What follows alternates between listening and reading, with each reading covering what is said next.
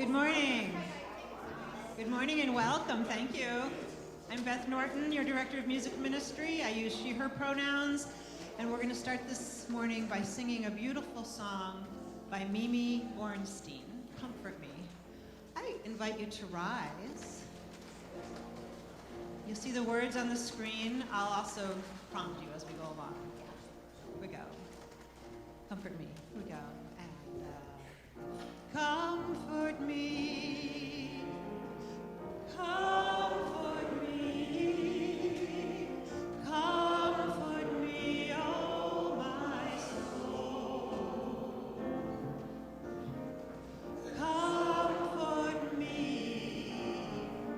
comfort me, comfort me, oh my soul. Sing with me. Sing with me, sing with me, sing with me, oh my soul. Harmony's lovely. Sing with me, sing with me, sing with me, oh my soul. Speak with me.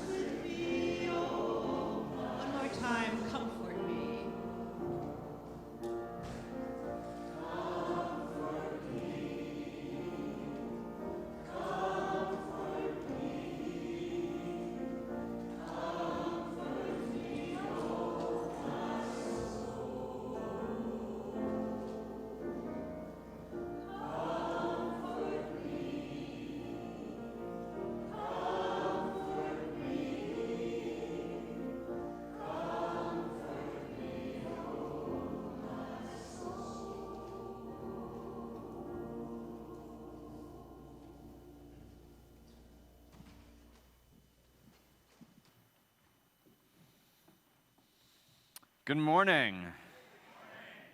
Whether you're here in person, joining us online, or watching later on YouTube, welcome to First Parish in Concord.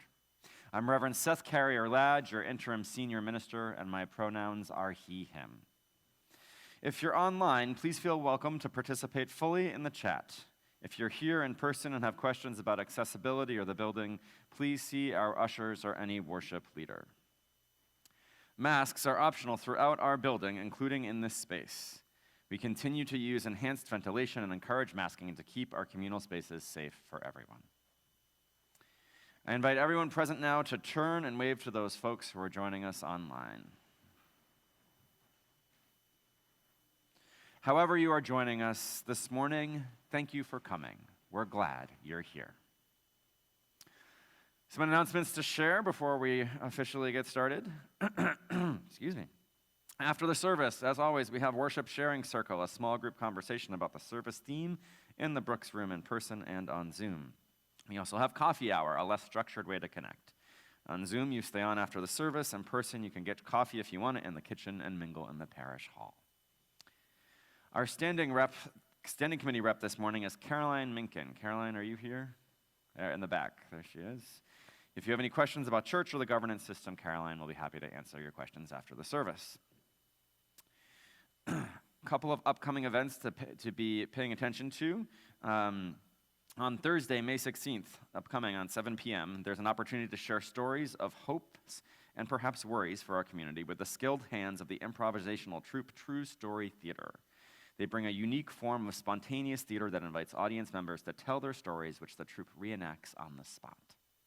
Whether you choose to tell or choose to listen, it's fun, healing, and always suggests a new perspective. And you can stay for refreshments and conversations afterward. Look for details in FP Weekly. I also have a correction to share with you about the Sunday announcements, as there is an incorrect date. AWE is sponsoring the Domestic Violence Support Network's Celebration of Hope 25th Anniversary Fundraising Brunch on Saturday, May 18th from 11 a.m. to 2 p.m. The event will be held at the Barn at Gibbet Hill in Groton. And speaking of the Sunday announcement sheet, you should read all of it, as there is a lot going on at First Parish worth knowing about. And that's the end of the announcements. So now let's rise in body or spirit and sing our opening hymn, number 1008, When Our Heart is in a Holy Place.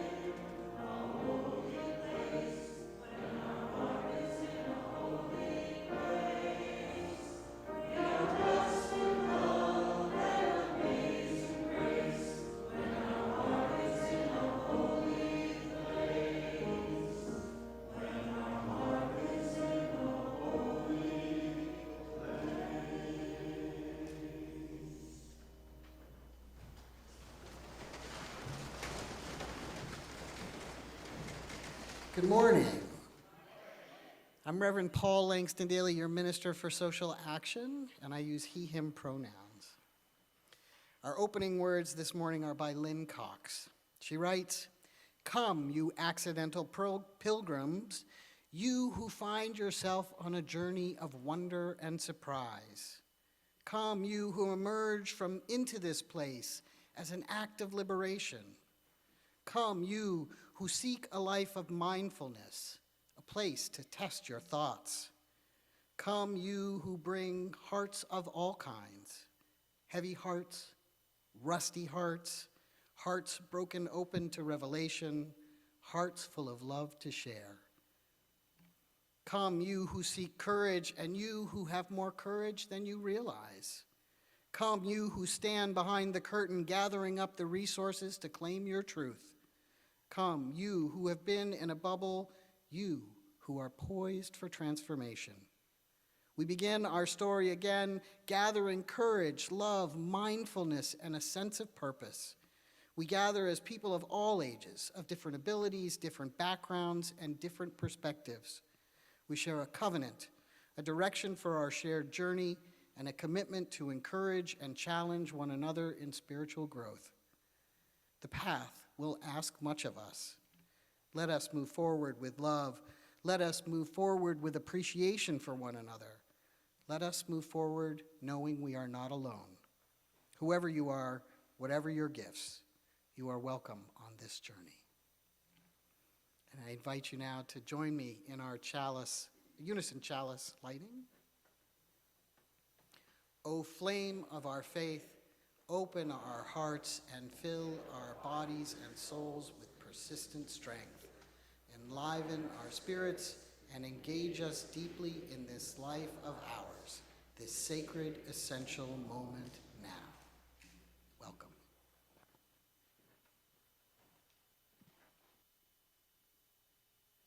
Good morning. I'm the Reverend Amy Friedman. I serve as your Minister of Religious Education. And you know, sometimes people talk about a minister having a flock. Not my favorite metaphor for what I do. However, I do like the idea of us being like a flock of geese. And that's why today I have brought you some lessons from geese for us to consider, especially as we are getting ready for our shared ministry with a new called minister coming up, and as we continue with our transitional year this year. And so, of course, is to model this, I can't do this by myself. So I asked some members of our congregation to help me in teaching these lessons from geese. And there are some facts, they're really true, scientific facts, and then there's some lessons. And the first fact comes from Peter Bowden. Fact 1. As each goose flaps its wings, it creates an uplift for the birds that follow. By flying in a V formation, the whole flock adds 71% greater flying range than if each bird flew alone. Lesson. People who share a common sense of direction and a sense of community can get where they're going quicker and easier because they are traveling on the thrust of one another. Our next fact comes to us from Charlie and Ben.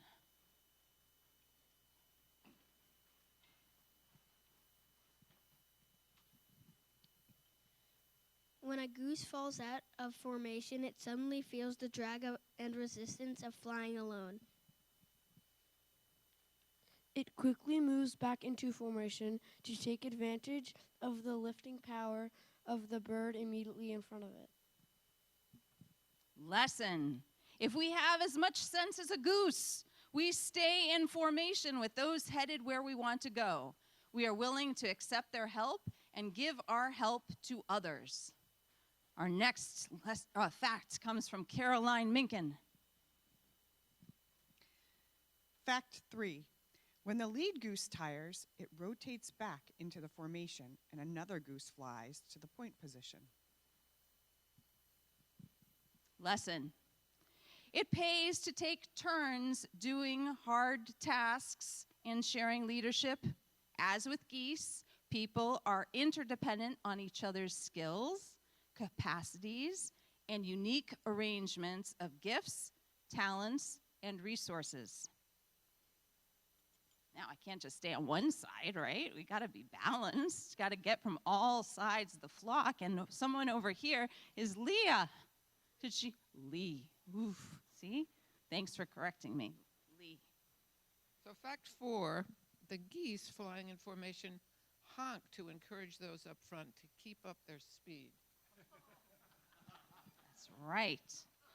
We need to make sure our honking is encouraging. In groups where there is encouragement, the productivity is much greater. The power of encouragement to stand by one's heart or core values and encourage the heart and core values of others is the quality of honking that we seek. Last but not least, Jim Sherblom. Honk, honk. Fact 5.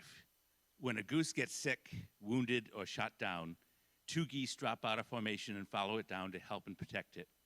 They stay with it until it dies or is able to fly again. Then they launch out with another formation or catch up with the flock. Lesson.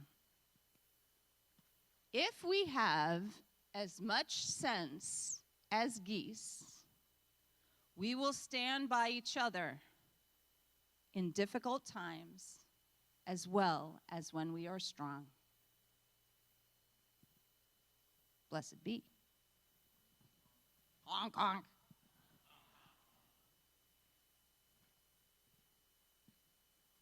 Today, I am excited because I get to play with Suzanne Foley, who has offered to be with our children today. We'll be kindergarten and up all together, both celebrating Mother's Day and Mother Earth. And Little RE for preschoolers has already begun down in the Mill Dam Nursery School space, and 8th grade OWL has already begun upstairs. If you would please join in singing us off to our religious exploration, which is one of the beautiful qualities of honking that we share here.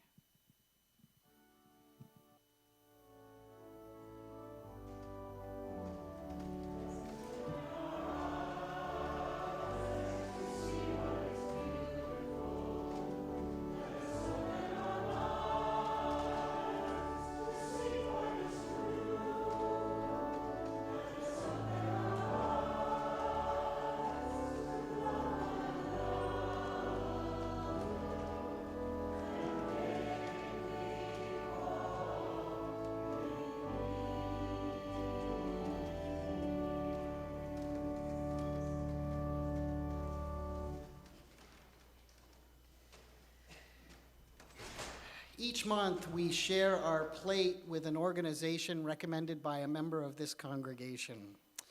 This month, the Mental Health Month, we celebrate the Restoration Project, whose mission is to help individuals with mental health issues achieve self-sustaining lives by offering remedial, transitional employment, and facilitating their integration into the community. The way they do that is by teaching traditional methods of furniture restoration to adults with mental illness, head injuries, and at-risk adolescents. Participants work in the thrift store and learn the skills of furniture finishing and upholstering to build confidence and skills needed for competitive employment. They progress to employment in their chosen field in 6 months to a year with the help of career counselors and job developers. If you're interested in learning more about the Restoration Project, you can speak to me or find them online. We thank you for your generous gifts to this group and to this community. Thank you.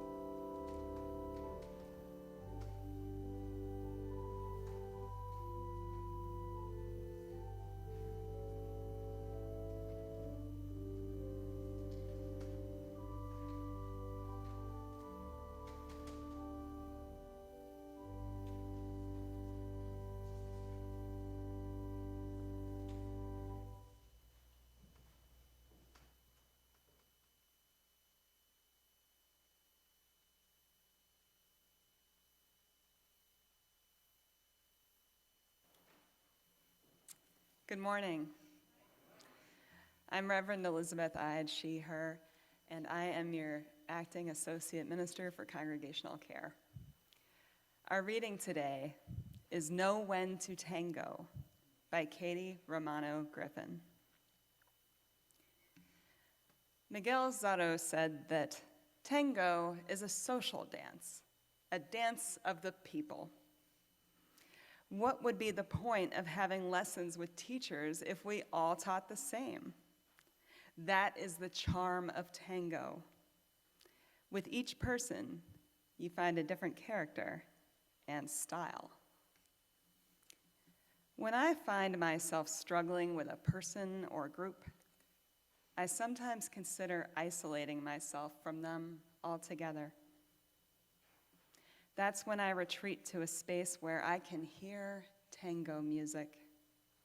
In an instant, I'm 8 years old again. I can smell the hot Cafe Bustelo percolating in the tiny pot on my grandmother's stove while she plays cards with my grandfather and his childhood best friend from Argentina. Music starts to play while my aunts and uncle move the furniture so they can dance. In mere moments, the living room becomes transformed into a space of expression, celebration, and connection. My mother and uncle are clearly the most skilled dancers. They settle into an easy rhythm together, floating across the old terrazzo flooring, the card players occasionally pausing to watch them. Order turns to chaos as everyone takes turns practicing the steps on their own, and then we engage with other family members. We each bring our own skills, abilities, strengths, and weaknesses to tango, but always we seek to balance, feeling our way through the relationship of the dance with each new partner, and with respect and love for the person and the music's rhythm. The tango of my youth was not as inclusive as my sweet memory would lead me to believe. But I can smile at that memory and know that the spirit of tango extends beyond my 8-year-old understanding to a more inclusive dance, one that makes space for a theology of a better world on a dance floor of mutual respect, with people of all genders, sexual orientations, abilities, races, and ethnicities. When I meditate on this inclusive tango of the people, I ask myself, this person or group that I am struggling with, am I wrestling with a different character or style? Or is something else happening here? Do we have an agreement of respect? Or is one of us trying to dominate what they don't understand? Is one of us more skilled and therefore needs to meet the other partner where they are and help them move to a new place? Or does one of us need to engage with other learning partners before we can even attempt to be in relationship? I pray that I always remember that tango, like life, is a dance of the people. It's meant to be shared, not practiced in isolation. May the rhythm of the tango expand my spirit and remind us to seek to be in relationship with our fellow dancers in life, while also being mindful that it's okay to say no to those who, in the moment, do not wish to work through the challenges of the dance with love and respect. May it be so, and amen.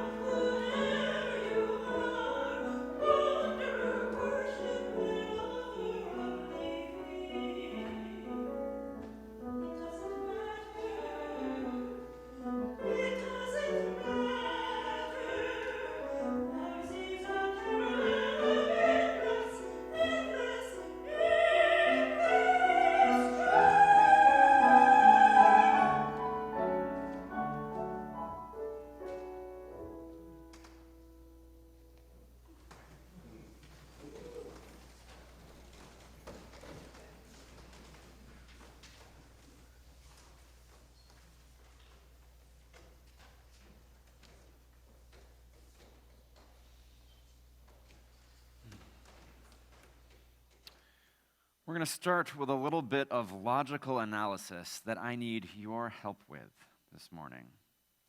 So I have two things that I know for certain to be true, and then I need your help figuring out if I can draw any conclusions from my data. You ready to help? Okay. So the first thing I know to be true, people make mistakes, right? This is true. To err is human. The second thing I think I know to be true, and I think we mostly know this, but so the second thing is ministers are people. Now, I know that sometimes some of you might think we're robots, and I've heard people wonder if their minister was an alien because some of their ideas or behavior was so far out there. And maybe I am a super advanced robot or an alien, but if I was, I wouldn't tell you because I wouldn't want to freak you out. So for the sake of argument, we're going to say ministers are people. So we've got our two facts, right? People make mistakes, and ministers are people. So now here's the part where I need you to help me out. Are there any conclusions I can draw from having these two sets of data? Ministers make mistakes. Oh, yeah. That's probably true. Ministers make mistakes. So for anyone who wasn't here at our service so let's hold on to that, ministers make mistakes, different topic. For anyone who wasn't here at our service this past Sunday, or who hasn't heard, last Sunday, this congregation called Reverend Jennifer Johnson to be its next settled senior minister, starting on August 1st. This is really exciting. Hooray! A bunch of pledges came in this week because people are excited. Hooray! It is great. There's a lot of excitement in the congregation, a lot of great energy, as there should be. Jennifer is awesome, and it's exciting after this long transition period, and especially after the quarantine and post-quarantine phase of the pandemic, to have something and someone to be excited about. I am really glad for all of you that you found each other. The excitement is well-deserved and appropriate. And I want to offer you just a wee bit of caution. Perhaps you've already connected the dots from ministers make mistakes and hooray for the excitement about Jennifer. One of the things that often happens when a new minister arrives is that beyond the appropriate excitement, some members of the congregation put the new minister up on a pedestal. Please don't put Jennifer on a pedestal. Because I 100% promise you, at some point in her first year, she is going to make a mistake. Why is that? Right. And odds are she's going to make more than one mistake. In fact, I would be willing to bet a lot of money that she's going to make multiple mistakes during her first year. Why? Because people make mistakes, and ministers are people, and thus ministers make mistakes. Now, this may come as a shock to some of you, given my sterling reputation, but it is true. Even I, have made a mistake. So, I'm going to set aside the joking, though, for a minute, because it was actually a pretty serious mistake. It happened at one of the congregations I served, with a person who I worked with regularly on one of the key committees in the congregation. As part of our committee work together, we all did regular check-ins, and this person had shared over a period of time about the declining health of their father and how sad it was and the significant impact it was having on their life as they needed to do more and more care things, right? So when I would see this person on Sunday mornings, I would ask about how their father was doing and about how the caretaking was going. This was a major pastoral event in this person's life. And then the person resigned from the committee they were working on for personal reasons, they said. And I thought the explanation was obvious. They didn't tell me in person, they had sent me a message. The challenges with their father's health.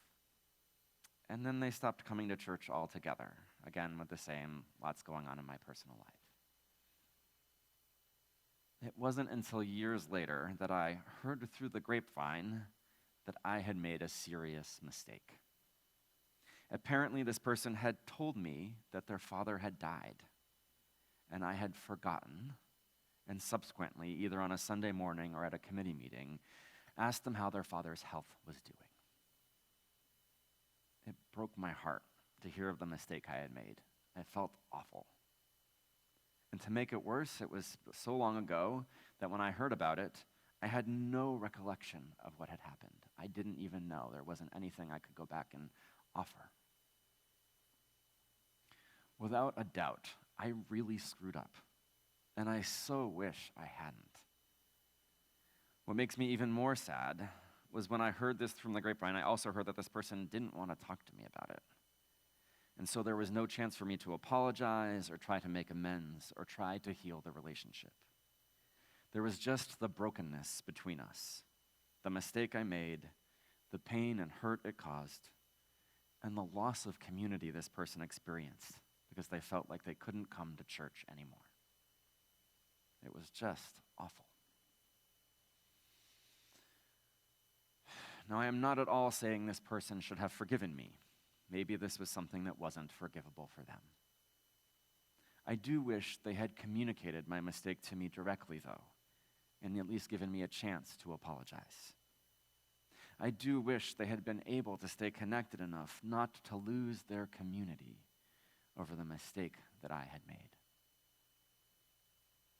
And so that is one of my messages for you this morning. Hopefully, Jennifer won't make a mistake as serious as the one that I made, but she will make some mistakes, and maybe one will impact you in a hard way like that. And so please, as you can, try to communicate and stay connected, even if sometimes it's painful, even if sometimes it hurts. Now, to be clear, sometimes it is appropriate to disconnect. Please don't ever cause yourself harm by forcing a connection that is too damaging. And where you can, with Jennifer and with others in this community, if there's a breach of trust or a mistake that is made, hopefully you can try and stay connected through the discomfort and see if you can offer each other, when and where you can, some grace and some forgiveness. If you're visiting us for the first time this morning, this might be all insider baseball to you, and so please know that this is also good advice for life in general.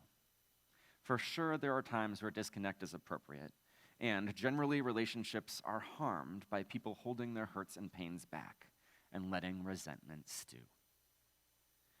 In relationships where it is safe to do so, I encourage all of us to step outside of our comfort zones and communicate about mistakes and hurts, as well as about wants and needs.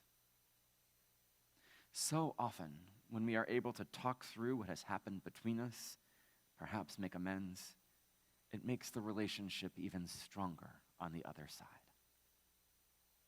Our relationships and our communities are so often better for it if we are able to offer each other grace and forgiveness.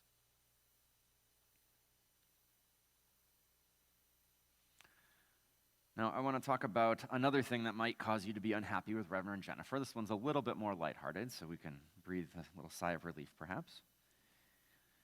The topic is change, our favorite thing. You all have been through a lot of change in the past 4 years. The pandemic, quarantine, Zoom-only church, Reverend Howard's departure, my arrival, screens in the sanctuary, and more.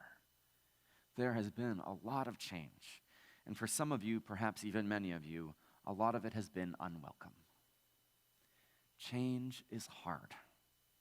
And so it might feel even harder after all of that change if Reverend Jennifer comes in and changes things even more. Here's a pro tip. Please forgive her for the changes she makes, because even if she sets a really clear intention and practice of coming in to learn about this community for 6 months or a year before trying to make any changes, that is going to be impossible. Because just by being her, who is different than me, who is different than Reverend Howard, she is going to change things without even trying. Let me tell you a story about how this played out at First Church in Dallas, Texas, some 35 years ago with the arrival of a new senior minister. In 1987, Reverend Dr. Laurel Hallman was called to be the senior minister at the First Unitarian Church of Dallas. Reverend Dr. Laurel Hallman also happens to be my mother-in-law, so now you know how I know this story. When Laurel arrived in Dallas, she was excited to lead her first worship service with them. Their Sunday morning services started at 10 a.m., and so on the first Sunday, she began the service at 10. She also noticed a fair number of people arriving later than she expected, But, I thought, oh, okay, maybe the culture here is just a little bit different and people show up late. Same thing next week. The service was scheduled to start at 10. She started at 10. Quite a number of people were late. After a few weeks of this, though, things started to shift. The pews started filling up earlier, more in line with what Laurel expected. It wasn't until several months into her ministry in Dallas that someone let her in on what had really been going on. Despite the advertised 10 a.m. start time, the habit or culture of First Church in Dallas had been for years before Laurel's arrival for the service to start 5 or 6 minutes after the hour. But no one told her, because everyone just knew the way it was. And so when she saw the start time of 10 a.m., she did what most people would do. She started the service at 10, not aware that she was making a big change. And so it is, I say to you, even if Jennifer tries really hard not to change right things right away, it's going to be inevitable. Reverend Jennifer is going to change some things after she gets here, maybe probably without even knowing it, just because she's different and doesn't know this place well yet. And so I ask of you to be gentle with her and to talk with her and to make as much peace as you can with the change without holding it against her. Now, please know that I am not trying to temper the excitement you all have about Jennifer's arrival in any way. I am glad you're excited. I want you to keep being excited. I'm just wanting you also to be aware that congregations tend to enter into relationships with new ministers with rose-colored glasses. And those rose-colored glasses can sometimes cause more challenges and complications than might be necessary to arise if they were instead glasses with clear lenses that came with slightly more grounded expectations. I hope that once Jennifer arrives in August, you will all be filled with excitement. I hope everything is as joyful and wonderful as it possibly can be as you all embark together on this next stage of your congregation's journey. And I hope you remember this mantra that I just learned about from the good folks at the Winchester Unitarian Society.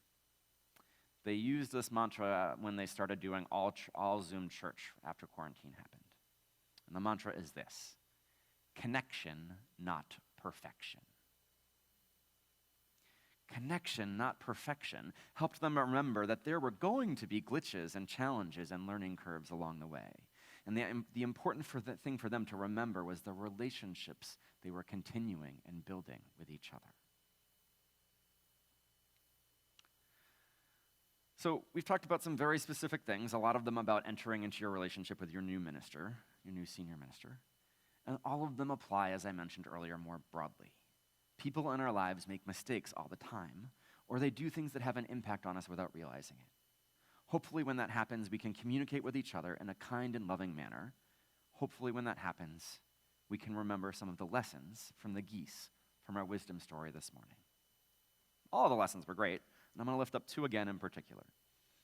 First, we need to make sure our honking is encouraging. In groups where there is encouragement, the productivity is much greater. The power of encouragement to stand by one's heart or core values and encourage the heart and core of others is the quality of honking we seek. And then second, if we have as much sense as geese, we will stand by each other in difficult times as well as when we are strong. All right, so we've covered a lot of ground. I'm going to do a quick summary here of all the take-home messages from today. First, people make mistakes. Ministers are people, and so thus ministers make mistakes. Well, at least all the other ministers do anyway. Second, change is inevitable, even if we're trying to keep things the same. Third, we should offer each other as much grace and forgiveness as we can muster. Fourth, connection, not perfection. Fifth, make sure your honking is encouraging. And sixth, stand by each other in difficult times. And honestly, if you can just remember connection, not perfection, and make sure your honking is encouraging, that would make me happy. Be well, my friends. Be well.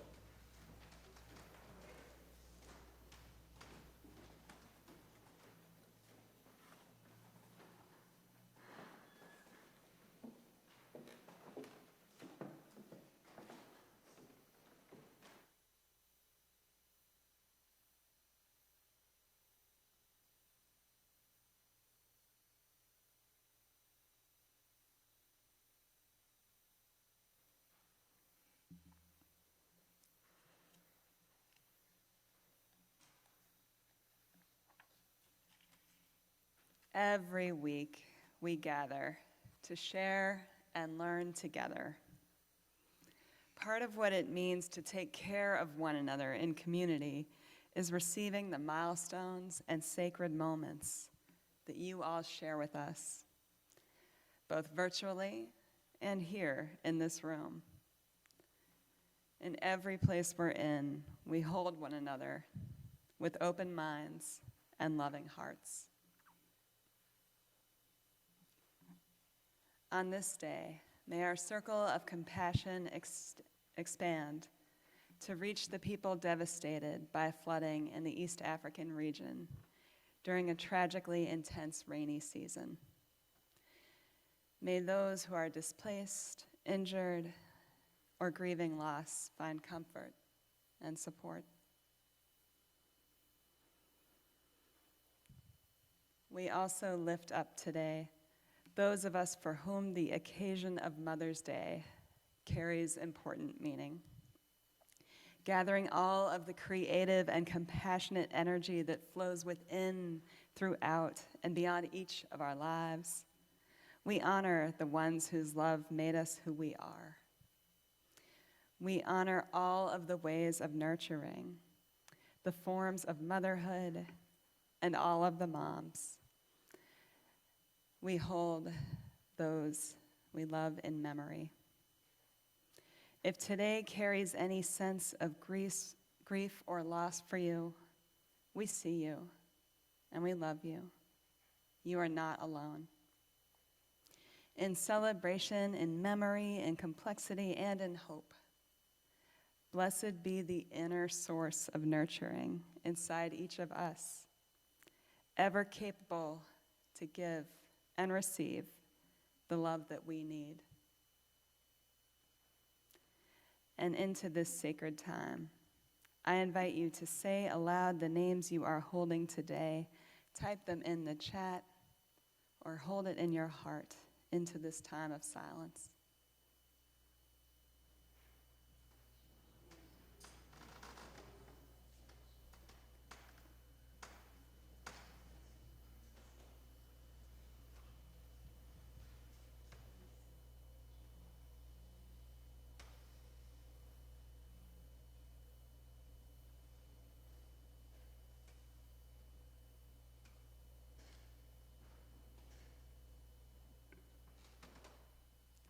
We acknowledge and hold in our hearts all of the spoken and unspoken prayers among us. We hold in our hearts all of those who are still seeking a community of care to which they can bring their joys and sorrows. May they find love. May they find peace.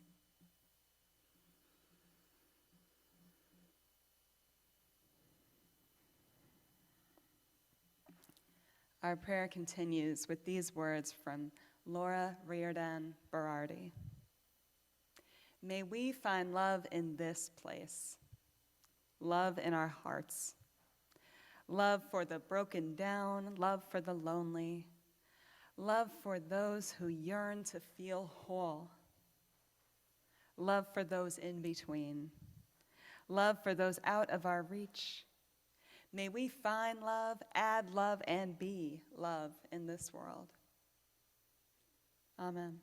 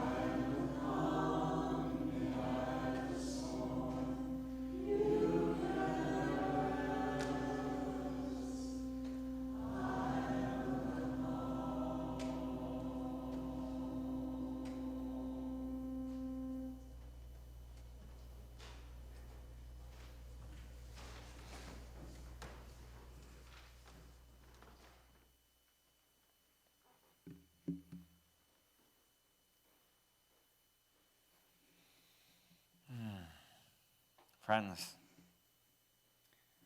let us hold each other in grace and forgiveness and goodness.